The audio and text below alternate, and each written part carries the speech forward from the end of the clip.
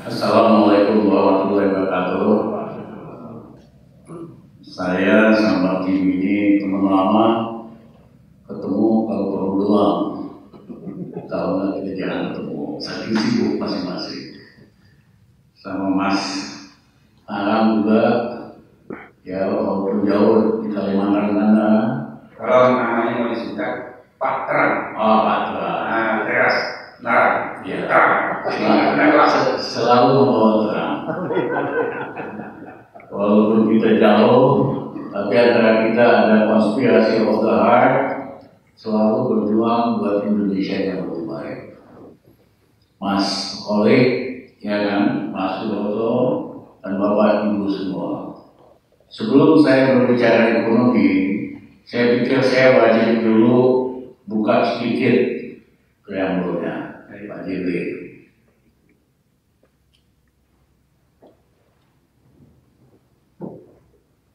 Seperti dibaca di media luas, Pak Jokowi lagi sibuk-sibuk nyari siapa penerusnya.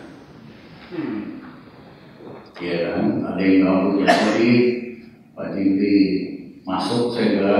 Oh, maksudnya? Iya dong, dia rambutnya putih, berkerut dan sebagainya. Tetapi itu hanya gogo-gogo. Ya, karena at the end of the day, saya mohon maaf, Mas Jokowi masih kepengen jadi presiden 3 tahun atau 5 tahun lagi. Yang lain itu di tepuk kiri kanan aja itu. Seolah bakal jadi pewaris. Karena walaupun dia endorse oleh Pak Jokowi, nilai endorsement-nya itu hari ini hanya 15% dari pemilih yang Pak Jokowi akan memilih calon yang didukung oleh Pak Jokowi. 6 bulan lagi nilai endorsement-nya 0, setahun lagi negatif. Siapapun yang di-endorse oleh Pak Jokowi akan merosot karena kondisi ekonomi, sosial, dan hukum kita memang merosot. Jadi akhirnya mereka menyadari pilihan satu-satunya adalah agar supaya Jokowi bisa diperpanjang 3 tahun atau 5 tahun lagi. Sebelumnya dicoba sekitar 9 bulan yang lalu, dikempur oleh teman-teman yang masih idealis, teman-teman kayak Pak Jimli, akhirnya bubar.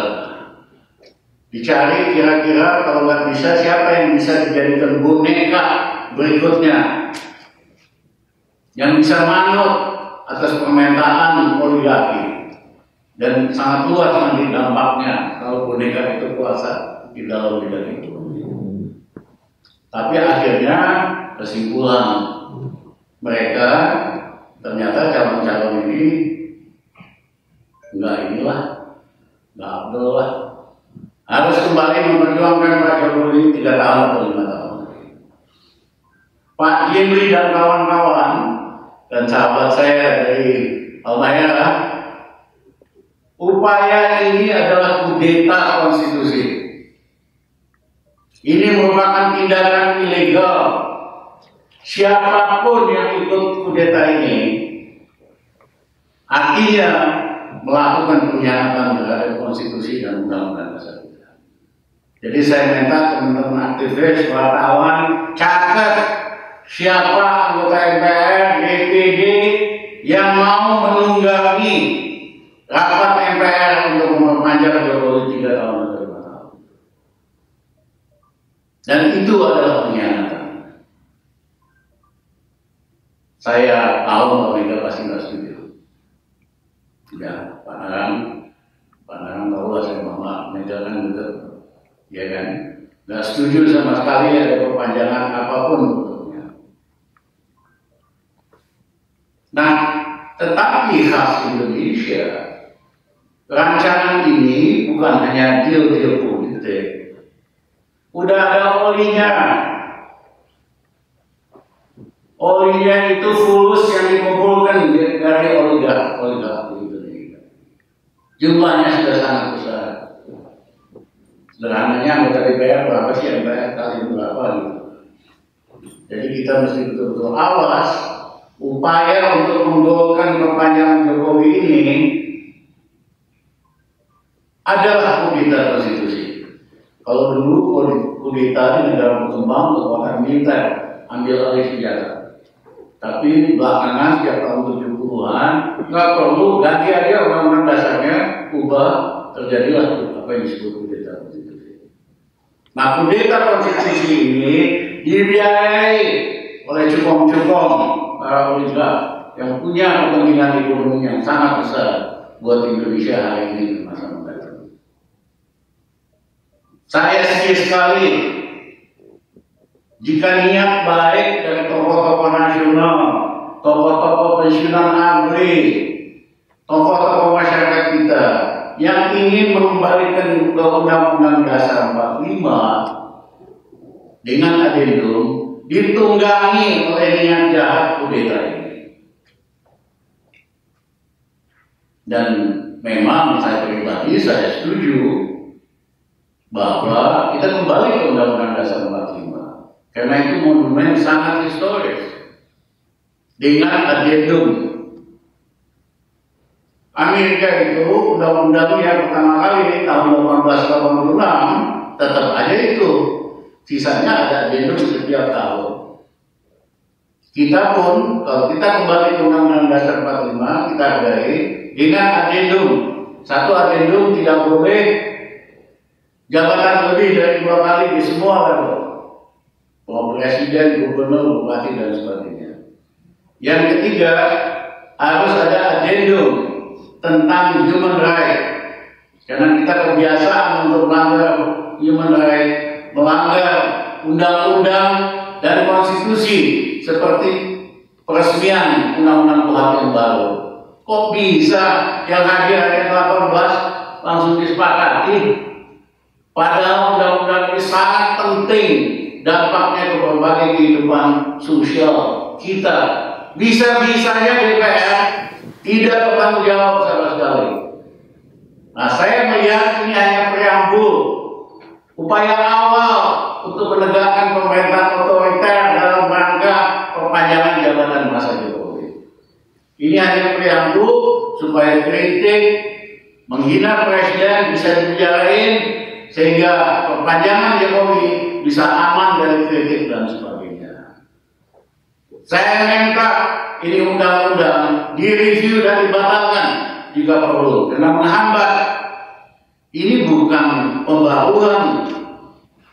Klaimnya kan bahwa ini undang-undang KUHP yang pertama, yang beda dengan undang-undang kolonial.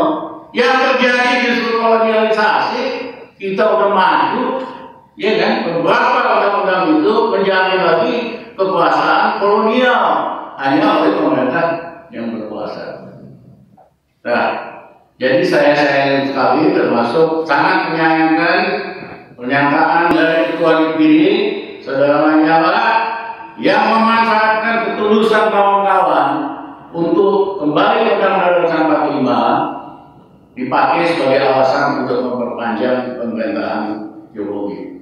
Mohon maaf Pak Lanyala, saya minta Pak Lanyala minta maaf sama kita yang dikumpulkan, minta sumbangan pikiran banyak sekali berkali-kali. Saya minta Pak Lanyala minta maaf karena betul-betul sangat mengecewakan. Jadi kesimpulan saya, Pak Jimmy, hati-hati, ini bukan cuma deal politik, uangnya udah dikumpulin. Nah, mandatnya lebih serius dan lebih penting. Jadi Pak Heran sampai sama Pak Mega, kudeta ini harus kita lawan. Kita berjuang payah kok, ya kan? Pak Jimmy, kita semua dulu melawan kekuatan otoriter supaya Indonesia demokratis. Pak Jokowi tidak berjuang untuk menegakkan demokrasi dan keadilan di Indonesia, tapi dia menarik manfaat. Bisa jadi presiden karena sistemnya demokratis, rakyat biasa bisa jadi presiden. Tapi begitu berkuasa, elemen-elemen demokrasi dia preteli, sehingga kita makin lama makin otoriter. Jangan gitulah Mas, sampai menarik manfaat dari proses demokratisasi, kemudian sampai preteli, mohon maaf, ya, Mas Jazilul, tadi saya jelaskan, Namanya oligarki. Oligarki, bukan hanya mereka akan tunggangin upaya untuk kembali Undang-Undang Dasar, tolong bilangin nama Pak Ketua Bansur, awas loh, lu setuju begini gua tinte loh. Iya, yang bercanda begitu ya. Iya kan? Nah, selain deal-deal politik, itu udah disiapin uangnya Mas. Jumlahnya gede, saya nggak sebutin aja berapa. Hasil tambah. Hah? Ya, oligarki inilah taipan-taipan ini memang. Ya, buat melancarin ini. Berapa sih DPR? Kalau orang MPR, maka begitu. Mohon maaf nih. Jadi saya kira itu key poinnya. Mohon maaf saya panjang lebar, tapi kapan lagi saya bisa meyakinkan Pak Jimli dan Pak Jazilul jangan main-main dengan pemerintah itu. Terima kasih. Pak Rizal, saya hormati ini sahabat saya beliau sering sampai ke rakyat diskusi di luar yang di sana dan selalu memberikan banyak masukan ke saya melakukan masukan dari beliau terhadap hal yang Kita punya utang sama Sultan Tidore. Kalau Sultan Tidore waktu itu memutuskan tidak ikut Republik, PBB kan kasih dua opsi, ikut Belanda, merdeka atau ikut Republik. Seandainya Sultan Tidore putuskan merdeka atau ikut Belanda, sepertiga dari Indonesia bolong, termasuk Papua. Jadi kita utang budi sama Sultan Tidore.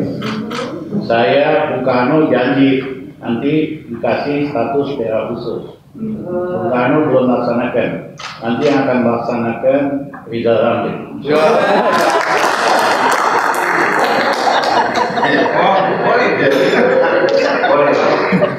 kasih Pak Rizal ya. Jadi alhamdulillah setiap ketemu dengan beliau, kalau tadi Pak Teras bilang ini dan Pak Halim dari tutup dengan Sioko di belakang itu ya. Sekarang kita lihat dari statusnya. Kalau saya masih ya. apa?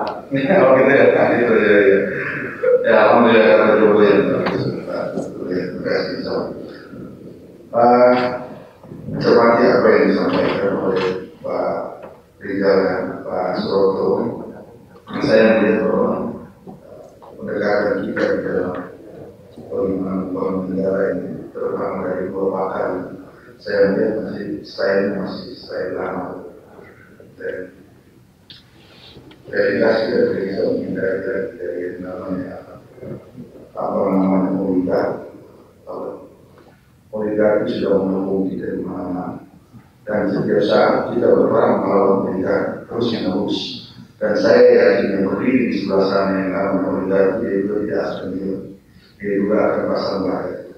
Dan oleh karena itu saya meminta berkata kalau misalnya Pak Suroto bagaimana merubah strategi untuk bagaimana membuli orang-orang yang namanya oligarki bisa bersama. Jadi jangan dengan model pukul terus itu. Saya lihat seperti kalau Rasulullah di zaman Rasulullah itu ada orang yang potensi bisa membangun oligarki dan itu tidak ada Nabi dengan cara Nabi dan mereka bisa bersama. Dan saya yakin bahwa semua Nabi setiap zaman punya oligarki. Dan kemudian oligarki polis menjadi orang yang benar-benar bermartabat itu yang peduli pada bangsa ini. Mungkin saya salah kata nanti. Ini secara saran untuk menjawab bagaimana strategi jika sebagaimana disampaikan oleh Pak Suroto tadi, saya kira kita tidak otomatis dengan perang dan ini segala macam. Kemudian ada satu hal lagi yang mungkin saya ingin diberikan kepada kalau parlemen yang di dalam dan ada parlemen yang di luar, Pak Rizal dan Pak Suroto. Saya kehilangan perlu di dalam bernegara sebagaimana disebut oleh orang saya. Bang Teras tadi mengambil untuk kita tercerah semua yang kita dapatkan dan menjadi upaya yang dibangun dan berjuang oleh seorang besar kami tentang pada saat reformasi kita mendapatkan otonomi. Dan saya yakin sekarang bukan ekonomi itu kalau Bang Kera tadi ada sedikit halus, terus pelan-pelan saya kira barangkali yang kita dapatkan sekarang adalah perlawanan terhadap otonomi sendiri. Sudah tidak ada otonomi, tidak ada.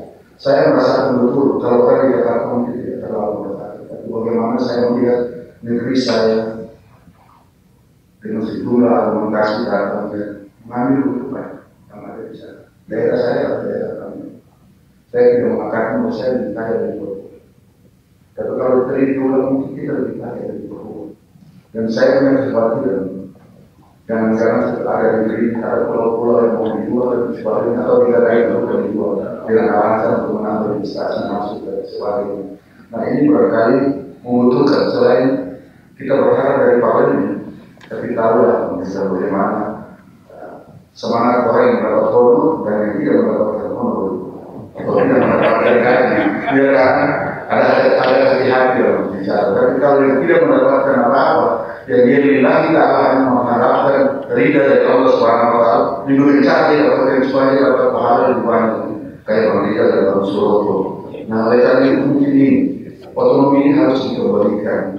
Kita tidak boleh main di dalam negara. Ya. Terima kasih saya katakan perkembangan dari saya. Assalamualaikum warahmatullahi wabarakatuh. Selamat. Ini penting nih,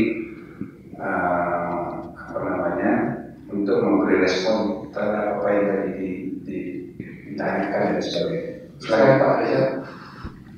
Terima kasih Pak Jimli. Ibu Ayu, seperti diketahui, money politik di Indonesia ini sudah merasuki roh dan jiwa kita. Hari ini roh kita dikooptasi dengan uang. Mohon maaf, pimpinan misalnya Cipayung mau ketemu saya 2 tahun terakhir saya nggak mau ketemu. Tapi Korwil Pemprov Jakarta Barat tidak ketemu. Korwil HMI Depok tidak ketemu. Karena mereka belum politik, belum dikooptasi. Elit itu sudah dikooptasi. Kalau nggak mau dikooptasi, organisasinya dipecah, dibikin lagi 2 atau 3 organisasi ekstra. Jadi ini jahat sekali. Benar. Karena dengan mainkan uang ini, rohnya anak muda dirusak. Kalau dibagi-bagi uang aja, the whole layer dari lapisan anak muda kita udah kehilangan rohnya. Nah, politik uang itu hanya bisa dikalahkan oleh uang yang lebih besar.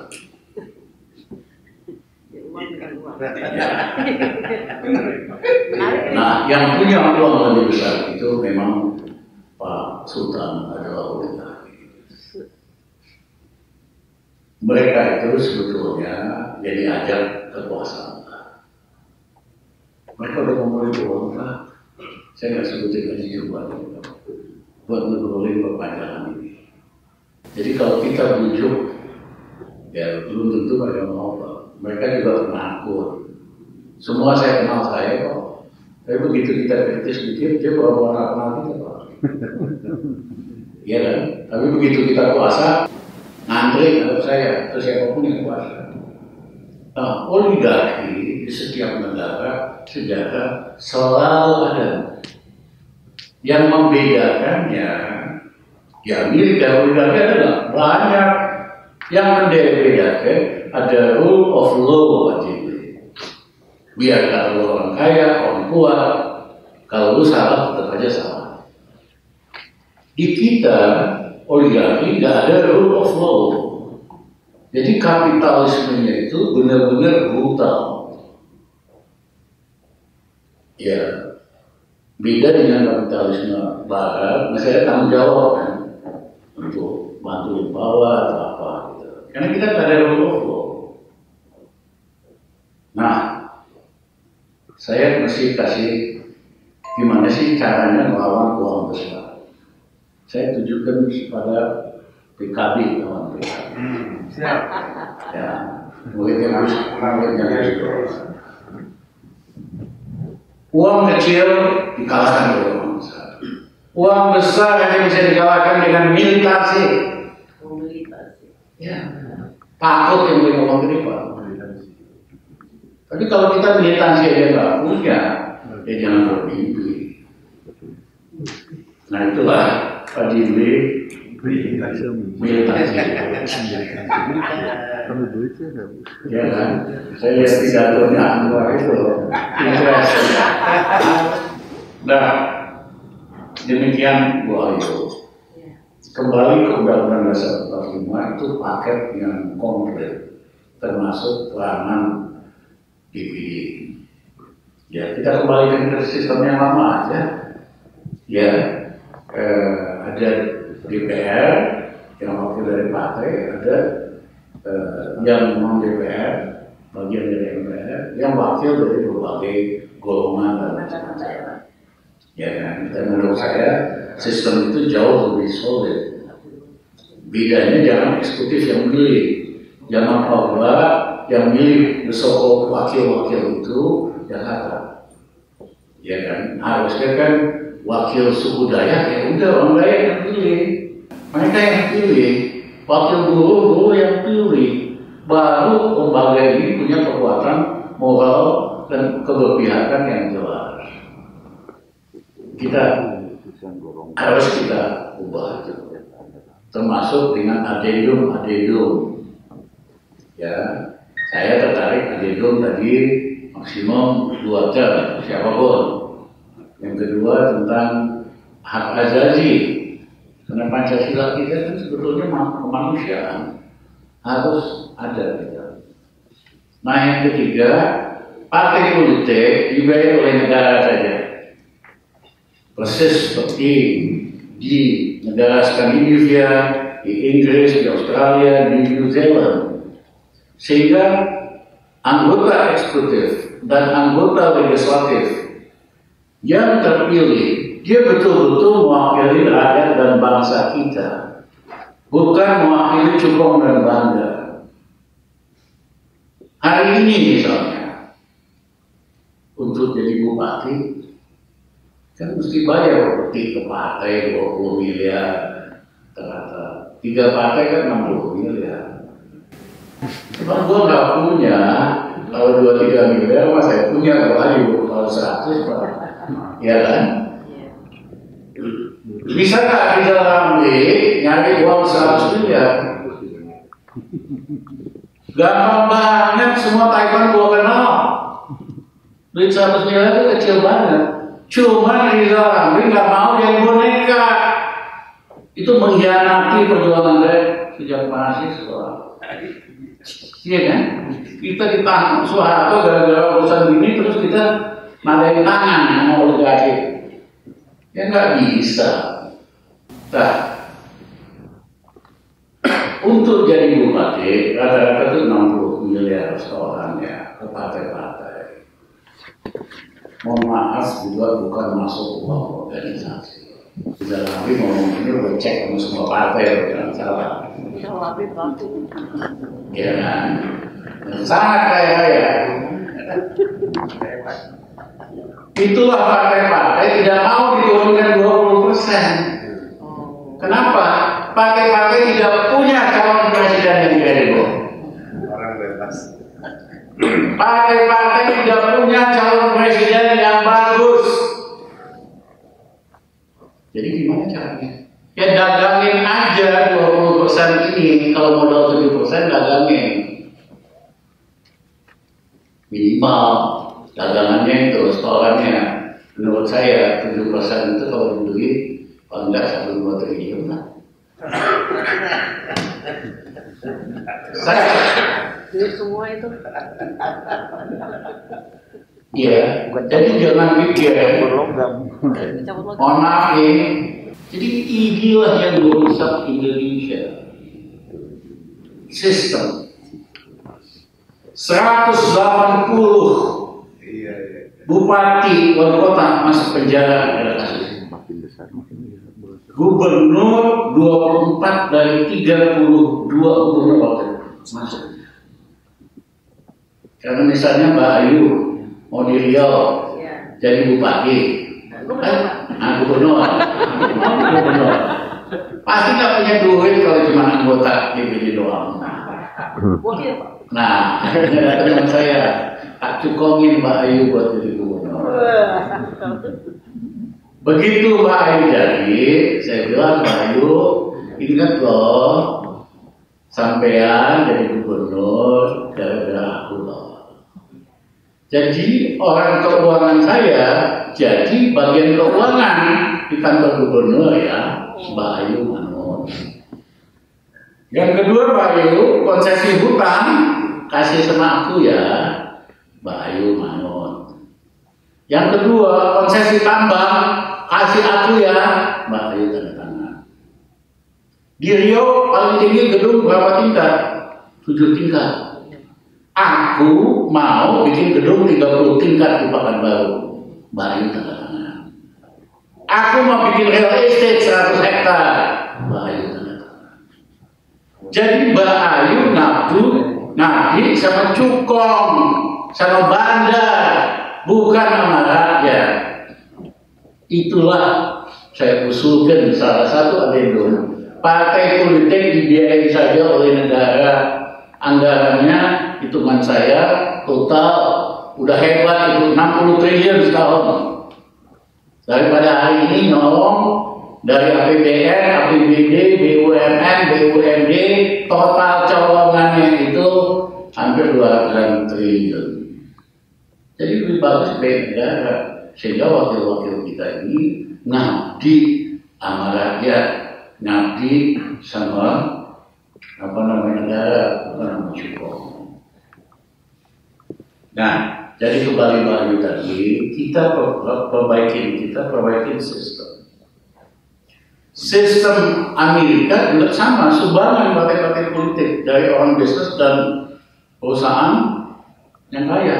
Tapi dia audit kalau uangan sumbangan politik yang dipakai buat pribadi, buat beli mobil, beli rumah, kawin lagi, masuk penjara.